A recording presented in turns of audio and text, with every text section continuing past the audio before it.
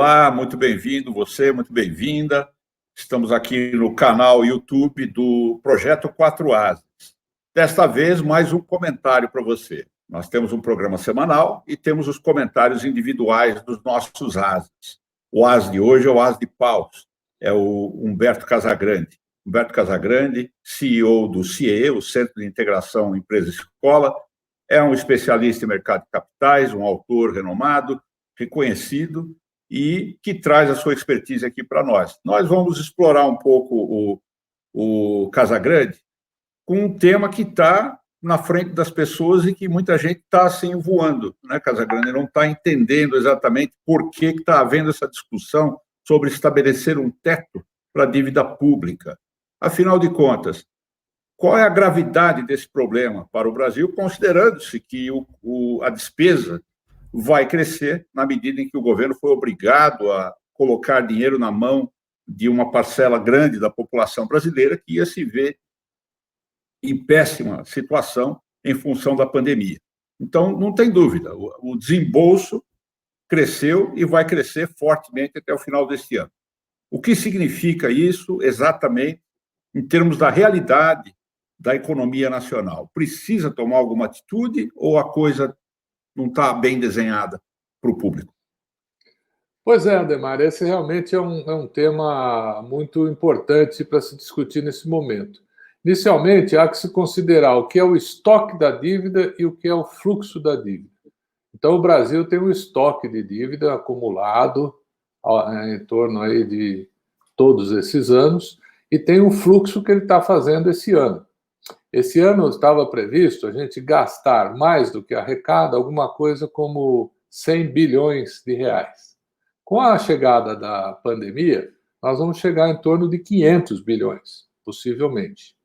Ao invés de criarmos uma dívida adicional de 100, vamos criar uma dívida adicional de 500. E essa dívida vai, então, para o nosso estoque. E aí que está o grande problema da discussão. Existem duas formas de você ver a dívida pública. Uma é a dívida bruta, em que você simplesmente pega tudo que os estados, municípios, o governo federal e as empresas estatais devem. Soma tudo isso, é o conceito de dívida pública bruta. A dívida pública líquida é aquela que retira desta quantidade da dívida bruta as reservas cambiais, que no Brasil são um valor muito relevante, né? 350 bilhões de dólares, quase 2 trilhões de reais. Tira os créditos que o governo tem contra o Banco do Brasil, Caixa Econômica Federal e principalmente BNDES. Ou seja, o governo deve, mas ele também tem alguns recursos para receber. É como se você tomasse um empréstimo de 1 milhão no banco e deixasse 700 mil aplicado lá por um prazo longo. A pergunta é, você deve quanto? 1 milhão ou 700 mil? Né? Pelo conceito da dívida líquida, você deve 300 mil. Por quê? Você tomou um empréstimo de 1 milhão, deixou 700 mil aplicado, então você deve, na verdade mesmo, 300 mil reais. No país não é muito diferente o conceito da dívida bruta e da dívida líquida. Os mais alarmantes procuram usar sempre a dívida bruta, porque o Fundo Monetário Internacional, o Banco Mundial usam para o Brasil esse critério de dívida bruta. Então é comum se ouvir o Brasil já deve quase que um PIB e agora com essa pandemia vai dever muito mais que um PIB. Então a nossa dívida vai ficar insustentável. Não é a forma como eu enxergo. Porque a dívida líquida do Brasil é em torno de 65% do PIB. 65% do PIB ainda é um índice bastante aceitável. Isso não significa que o governo esteja necessariamente fazendo as coisas certas, e eu não estou fazendo esse tipo de julgamento de valor. Entretanto, quero dizer que a dívida brasileira ela não é tão grande e tão alarmante quanto se diz, quando tomado o conceito de dívida líquida ao invés de tomar o conceito de dívida bruta. Então, Casagrande, parece essencial entender essa diferença né? Porque tem gente que prefere usar a dívida bruta e tem seus motivos para isso. Está aparecendo essa discussão sobre número de óbitos no coronavírus no Brasil, né? E tem gente que já está usando uma média ponderada semanal que mostra um equilíbrio, né? Não está mais apontado para cima. Mas quem está querendo mostrar que a coisa continua terrível usa apenas os números absolutos e aí, claro que a coisa fica assim apontada para cima, né? E as pessoas ficam na dúvida qual é a nossa real situação. Parece um pouco parecido esse argumento, né? Quando uns usam dívida bruta e outros usam dívida líquida. Exato. Mas esta dicotomia é uma herança que nós acabamos recebendo da forma de gerir as contas públicas do tempo do governo Dilma. Por quê? Lá acontecia uma injeção de recursos no BNDES para que ele, então, fizesse a dívida pública por ali. Existia uma forma de manipular, trabalhar as contas públicas que acabaram até levando ao impeachment da presidente. E isso era feito costumeiramente, ou seja, ao invés do governo se endividar diretamente com títulos públicos, ele repassava recursos ao BNDES, que fazia as coisas aos bancos públicos. Aí os organismos internacionais disseram o seguinte: olha, está muito difícil enxergar o que vocês estão fazendo aí. Eu não consigo ter transparência para enxergar qual é a real situação das finanças públicas do Brasil. Então, eu vou fazer o seguinte: eu vou pegar pela dívida bruta, que a dívida bruta ela fica blindada dessas jogadas que se possa fazer. Eu pego pelo bruto, se você passou dinheiro para o BNDES, trouxe do Banco do Brasil, rodou a bicicleta aqui ou ali, o conceito de dívida bruta, ele se protege de tudo isso. Então, vamos fazer o seguinte: daqui para frente, analisa o Brasil pela dívida bruta e não mais pela líquida. Com isso, nós ficamos prejudicados. Por quê? Porque agora as agências de rating internacional, os bancos e os grandes analistas internacionais passaram a usar para o Brasil o conceito da dívida bruta, o que é muito pior para a gente. Então, o que nós precisamos fazer é recuperar a credibilidade das contas nacionais, né, para que as pessoas, então, passem a analisá-las de uma forma mais correta.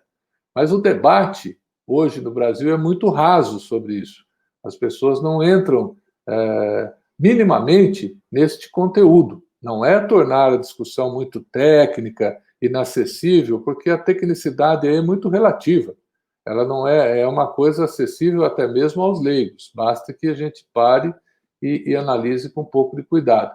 Então, o que nós precisamos fazer é tornar esse debate um pouquinho mais profundo, um pouquinho menos raso, para levar clareza à população e aos analistas de forma geral, para que, ao analisarem a plataforma de soerguimento da economia, que um momento será proposta, ela venha encaixada dentro de uma base de dívida real e verdadeira e não fictícia e assustadora. Então, Casagrande, dentro da forma como se desenvolve esse debate, nós estamos ouvindo muito sobre estabelecer um teto da dívida, que me parece um conceito confuso. Afinal, existem ou não existem mecanismos já instituídos para que haja um controle adequado do tamanho dessa dívida no Brasil? Ademar, nós já temos esses mecanismos. Em primeiro lugar, fixar um teto para a dívida, como se diz em algumas propostas, não é uma coisa razoável, porque a dívida cresce também pelos juros, e sobre os juros você não tem controle. O que dá para se fazer é controlar a dívida pelos gastos. Se você não gasta mais do que arrecada, você não aumenta a dívida. E no Brasil nós temos duas regras muito importantes já estabelecidas há algum tempo para isso. A primeira é a regra de ouro, que diz que não se pode endividar o país para pagar gastos correntes, somente para investimentos, né? E essa regra de ouro ela não pode ser quebrada sob pena de crime de responsabilidade do presidente da República. Então, é uma regra muito forte, muito importante. E a segunda regra foi fixado um teto de gastos, isso sim. Nunca o governo poderá gastar no ano seguinte mais do que gastou no ano passado, corrigido pela inflação. Essa foi uma regra colocada pelo ministro Henrique Meirelles na época do presidente Temer, né? Então, essa regra também existe, né? E, juntando as duas, a regra de ouro mais esse teto de gastos, eles já protegem o crescimento da dívida devido a questões de má gestão e gastança do setor público. Então, não há necessidade de que se faça isso. O que é necessário é que o debate coloque as questões de uma forma correta e que a gente foque, então, como que que devemos fazer para que a economia se recupere, quais medidas devem ser tomadas, quais os caminhos que devem ser incentivados, mas este é um outro e grande debate que certamente ficará para outro dia. Exato, Casagrande, mas por enquanto, mais clareza é bom, né? E é isso que está faltando. Então, muito obrigado a você por esses esclarecimentos que ajudam o cidadão comum que está, a essa altura, um pouco confuso com o tipo de discussão que estamos presenciando, a entender um pouco melhor os argumentos que estão sendo apresentados, que parecem nas duas pontas do espectro e nenhum dos dois está completo, né? A verdade quase sempre acaba estando em algum lugar no meio da discussão, não é? Perfeito, muito bom. Beleza. Casagrande, muito obrigado. Humberto Casagrande, um dos nossos ases e CEO do CIEE. Obrigado por esses esclarecimentos. Nós voltamos em breve com mais um comentário aqui no Projeto 4As. Até. Eu que agradeço.